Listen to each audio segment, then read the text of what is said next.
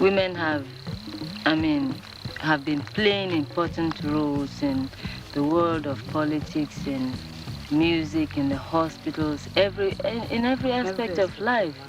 Greetings, very individuals. Welcome to another Afro-Scot podcast.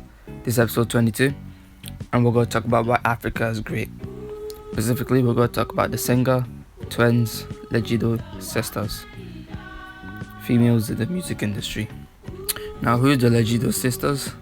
Well, in a time during the 1780s where the African music industry was dominated by males, they were one of the few women who really stood out and really made a name for themselves with their very unique sound inspired by reggae, Afrobeat, rock, pop, and soul.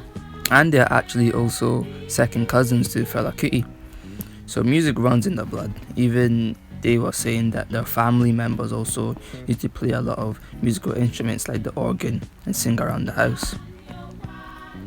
So naturally, these two women had a lot of exposure to music from a very young age. They said that they started when they were 10 years old, and by the time they were 20, 1968, they were fully professionals.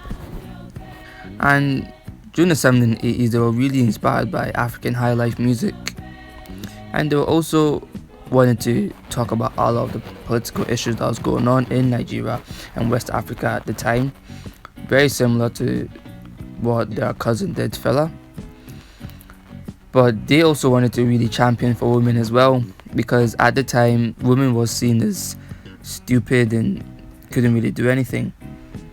So they wanted to go against the grain and really go for their calling, and they were really inspired and pushed and encouraged by their mother, who would go to their events and sew their clothing for their shows.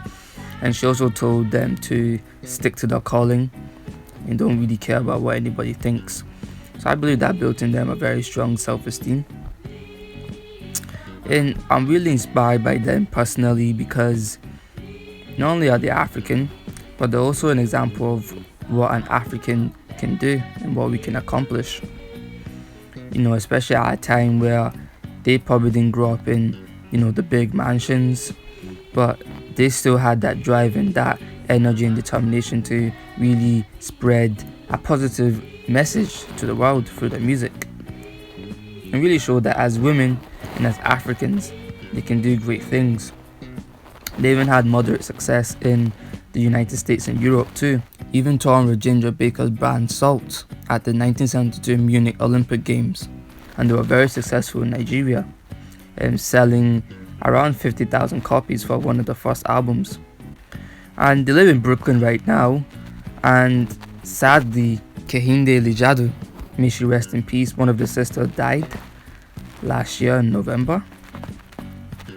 And even though she's gone, the great thing about music is that it transcends time. Art transcends time, and we can listen to it forever. We can still listen to Mozart, and we can still listen to the Lijadu Sisters 100, 200 years from now, which they said their mother really encouraged them to do, to not make music that will only last 2 weeks, because after 2 weeks nobody will be listening to it anymore. That they should make music that can last 200 years, thousands of years, which they strive to do. And only recently I've really gone into the Lijadu Sisters. That's another testament to what they said about music standing the test of time, as I found out about their music decades after they released it. And that's the great thing about music.